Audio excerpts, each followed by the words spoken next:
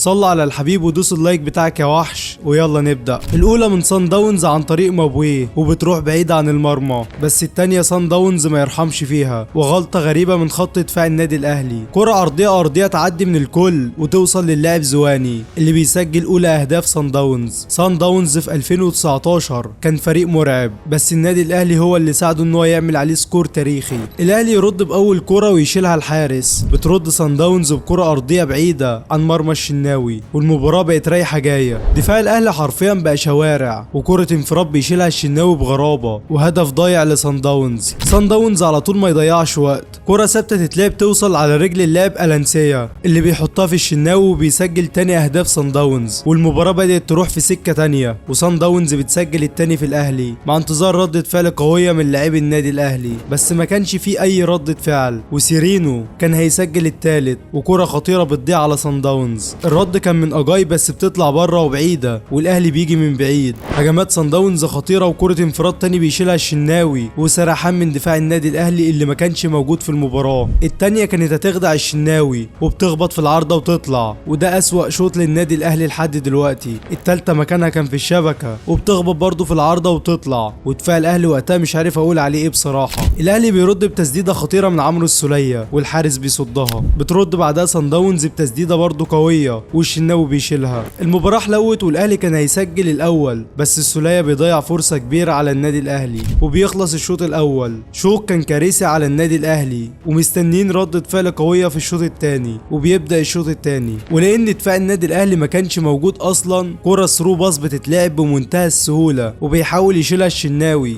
ولكن بيجيب ضربة جزاء على النادي الأهلي، وبيخش لها ريكاردو ناسيمنتو وبيسجل التالت لصن داونز، والمباراة بدأت تهرب من النادي الأهلي. وخط دفاع الأهلي كان لازم يعتزل بعد المباراة الكارثية دي، ولأن دفاع الأهلي كان طينة خالص، كرة تانية بيشيلها الشناوي بصعوبة، وهدف رابع ضايع. اللي بعدها تسديدة صاروخية بيطلعها الشناوي ببراعة، وصن داونز زنقة النادي الأهلي في الشوط التاني. تسديدة تانية سهلة في حضن الشناوي، والجول ده يعرفك إن الأهلي ما كانش موجود في المباراة أساسا. جول كان لازم لعيبة الأهلي تتحاسب عليه حساب كبير. لاعبي صن داونز بيهزروا قدام الجول وبيسجلوا الرابع بمنتهى السهولة. مباراة يتمنى أي مشجع أهلاوي إنها تتمحي من الذاكرة. كريم نيدفيد بيحاول بكرة أي كلام، وهنا الشناوي حرفيا بيشيل هدف مؤكد تاني، وعبث كروي بنشوفه. ولأن بعد كل هدف مؤكد الشناوي بيشيله بيجي هدف بعده لصن داونز. صن داونز بتسجل الهدف الخامس، وهدف خامس في المباراة.